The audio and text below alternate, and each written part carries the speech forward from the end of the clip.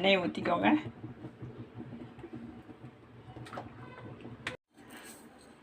எண்ணெய் காஞ்சிருச்சுங்க. கொஞ்சம் கடுகு போட்டுக்கோங்க.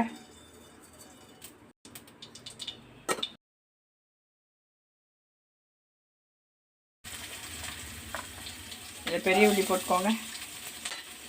இது நல்லா கலந்து விடுங்க.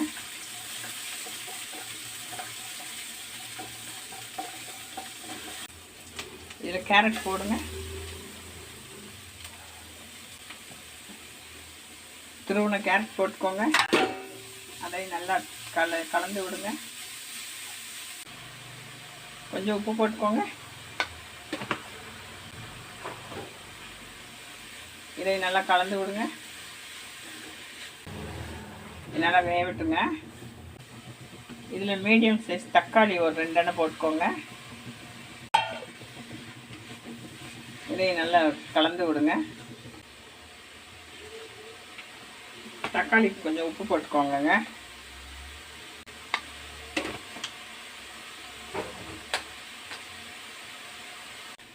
தக்காளி நல்லா சுருண்டு வரட்டும். வெந்து உடஞ்சி குழஞ்சி வந்துருச்சு தக்காளி. கேரட்டும் நல்லா கலந்து வந்துருச்சு. ஒரு சைடு ஆக்கிக்கோங்க. கொஞ்சம் எண்ணெய் ஊற்றிக்கோங்க. இல்லை இஞ்சி துருவுனது கொஞ்சம் போட்டுக்கோங்க. பூடு கொஞ்சம் போட்டுக்கோங்க. மிளகாத்தூள் கொஞ்சம் போட்டுக்கோங்க. இது பச்சை மிளகாயை காய வச்சு பொடிச்சு வச்சது. பச்சை மிளகாய் காய வச்சு பொடிச்சு வச்ச மிளகாத்தூள் ஒரு 2 ஸ்பூன் போட்டுக்கோங்க. இதையும் நல்லா கிளறி விடுங்க. இப்படி எல்லாத்தையும் நல்லா கலந்து விட்டுருங்க.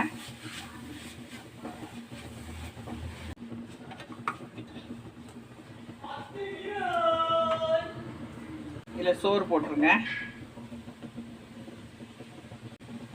இதில் கொஞ்சம் மஞ்சப்பொடி போட்டுக்கோங்க. இது நல்லா கலந்து விட்டுருங்க.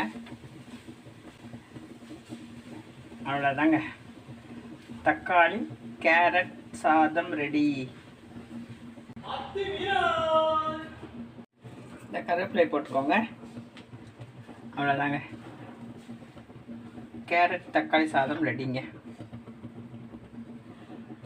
வாங்க சாப்பிடுவோமா? வாங்க